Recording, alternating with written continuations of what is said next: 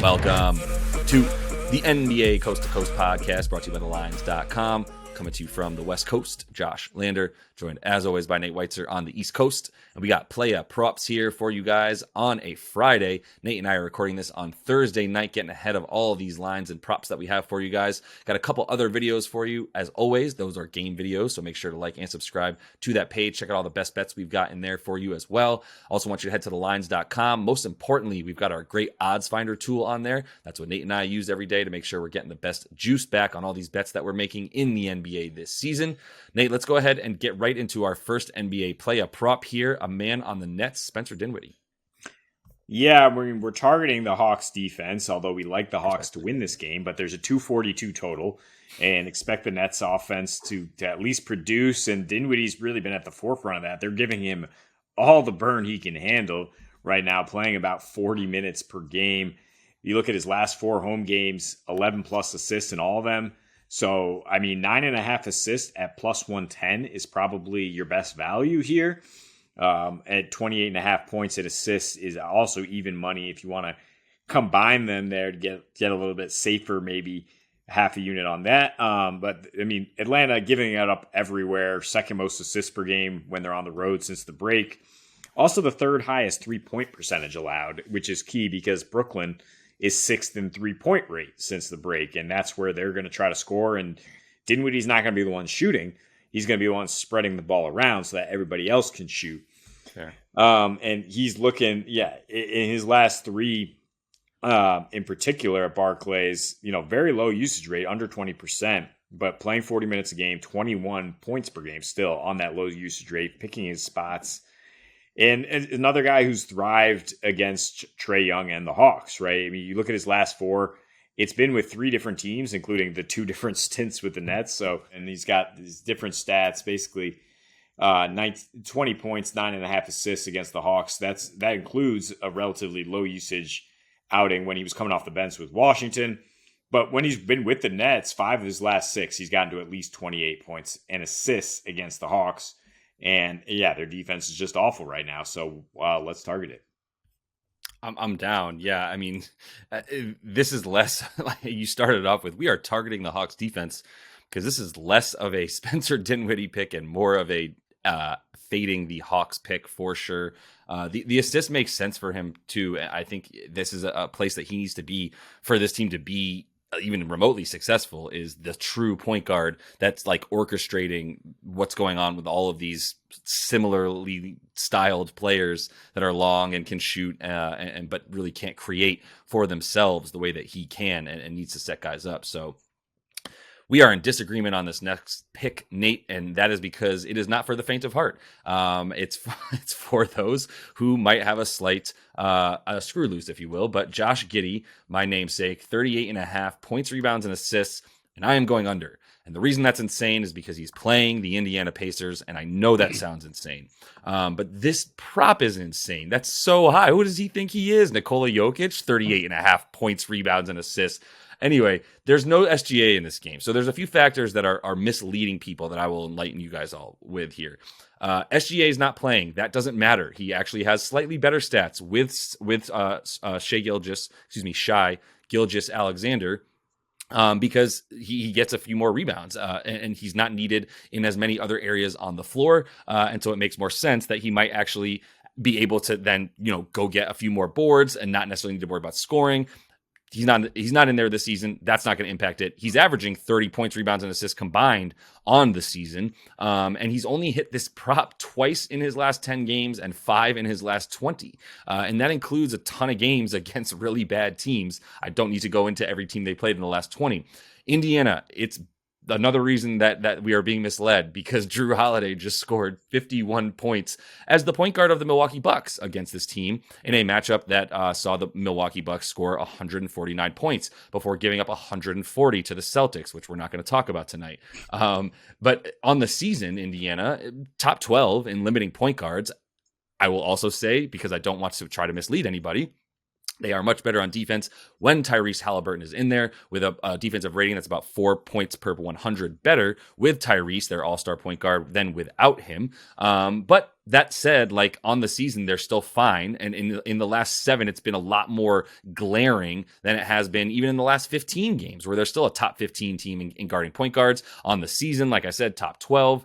OKC goes over at home. They go under on the road, and this game is in Indiana. They score 8 fewer points on the road than they do at home. And Josh Giddey does the same stuff he does at home as he does everywhere else. He actually gets 5 assists at home versus the 7. No, I did that wrong. He gets 5 assists on the road as opposed to the 7 that he gets at home. But everything else is pretty much the same. So I'm not really worried about that. Once again, still at about 30. And like, it's just he doesn't hit it, right? If you want to just stay away from all that and talk about the points for this dude, 21.5 points is way too high for Giddey. He's hit that twice in his last 15 games, where he's gotten 22 points, because it's at 21.5 right now is his points prop. So that's the main instigator here for this points, rebounds, and assists combo prop being way too high.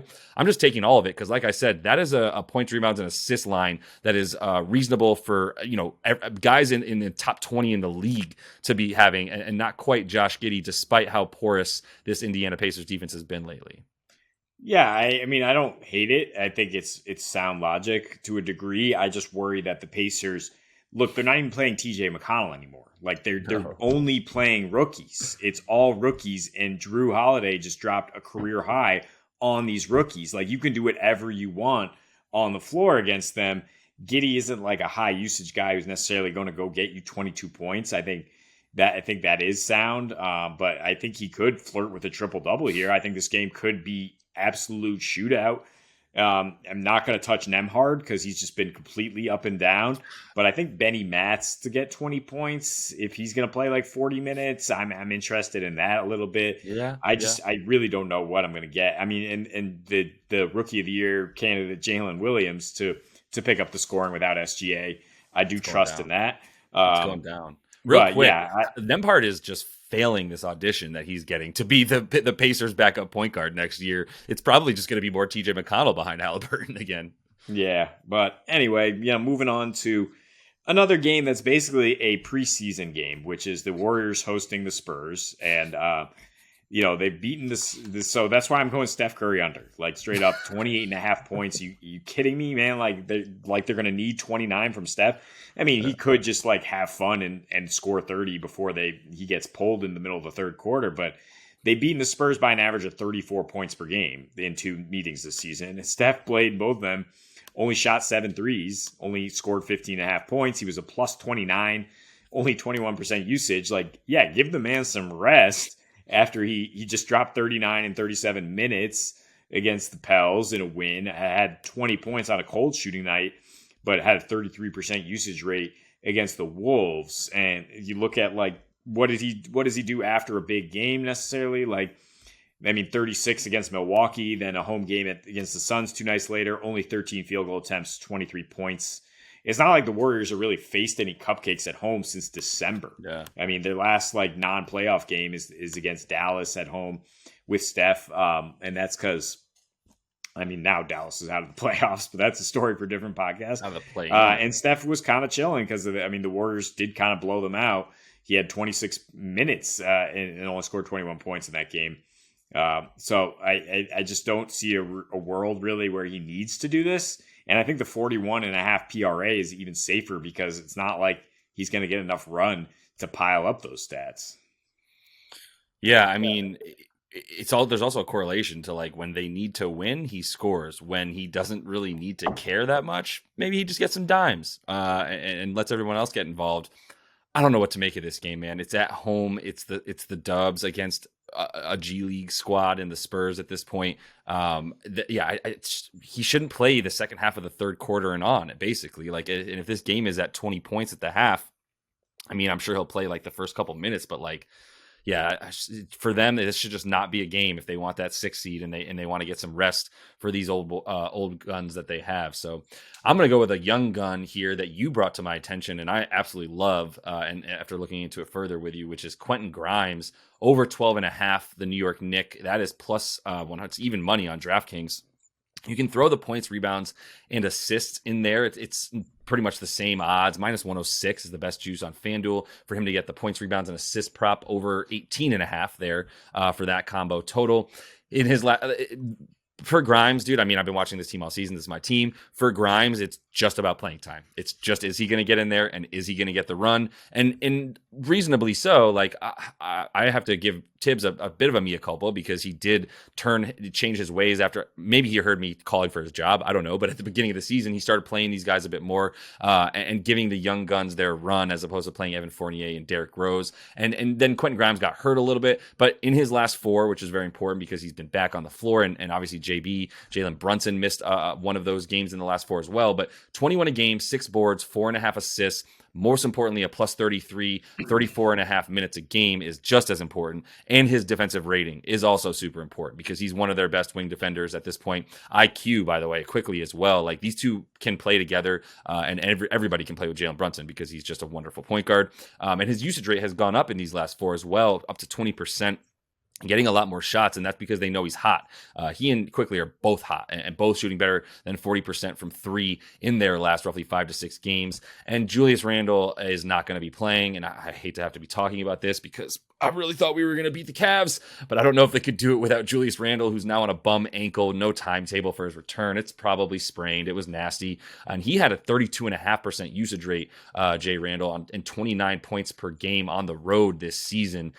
He really likes playing on the road. I mean, this team has been really, really good on the road as well. Gotten better at MSG lately, but Grimes, just as a little indicator, in as soon as Randle went down after playing 14.5 minutes, he went down in the early third quarter. And then after that point, Quentin Grimes scored 14 points in the 10 minutes that he was in after that, right? Which is all-star stuff in a short sample size. So they're playing the Cavs.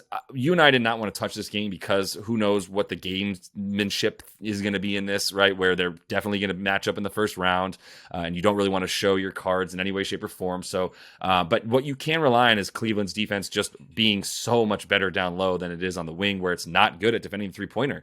They're the 5th worst in terms of allowing opponent 3-point percentage since the All-Star break. They're also giving up a ton of points and rebounds and assists to small forwards. And when you see Quickly and Grimes on the floor at the same time, make no mistake that the much taller Quentin Grimes, who can guard bigger guys, is the small forward in that situation. But really, I mean, they're also bad against shooting guards. Are the Cavs, like, basically just on those sides of the wings, where they've got to rely on Donnie Mitchell and Darius Garland, DG the PG, our boy, to come up and play D. Like, that's not where it's at for them, and that's why there's going to be plenty of opportunity to get 13 points for Quentin. Gotta love that. Yeah, it would be kind of a fish bet if we didn't know that Julius Randle was going to miss his first game of the season, which is incredible. Like, what an Iron Man that he has not missed a game at all. So you're kind of projecting at this point, like, what are their lineups going to look like? And against the Cavs, yeah, I mean, they can put Grimes at the 3 and play him nearly 40 minutes. As a young guy who's not going to play as much necessarily in the playoffs if they do get Randle back by that time. So, like, yeah, that's not tipping your hand. That's like getting him a little bit of experience. I mean, I don't think it's necessarily sustainable what he's done in these last 4 from a scoring perspective, but yeah, 13 points. We'll take that as pretty low, or 19 PRA. They both seem very attainable if he's going to play big minutes. Yeah, I'm going to get the points, because I think he's going to be going out there. He's going to try to fast break a little bit for them as well, and get out in transition. And I mean, in this game, we don't even really have a total while we're recording it, but it's going to be a fun series if Jay Randle plays, because of how much they're going to beat up on each other. But that still is going to leave plenty of things open for those guards to be the ones to kind of score, while these big guys are just beating the snot out of each other. So that is all the time we have for you in our player props vid today. So make sure to like and subscribe to that page. Also check out the game videos we have for you on this gigantic Friday night slate. And until we see you next, happy betting.